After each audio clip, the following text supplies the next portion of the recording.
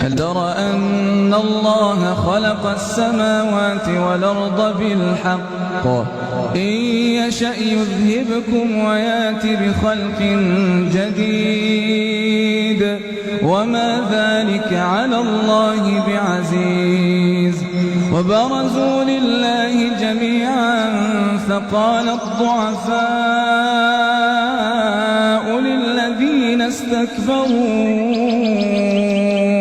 إنا كنا لكم تبعا فهل أنتم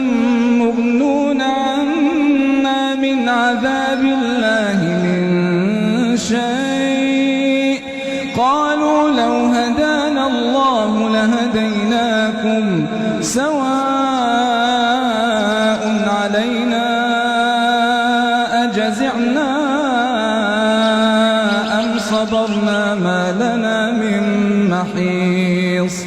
وقال الشيطان لما قضي الأمر إن الله وعدكم وعد الحق ووعدتكم فأخلفتكم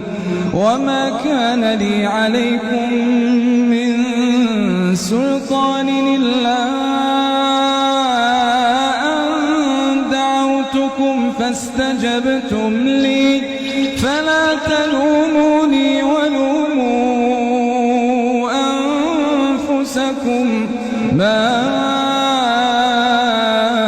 أنا بمصرخكم وما أنتم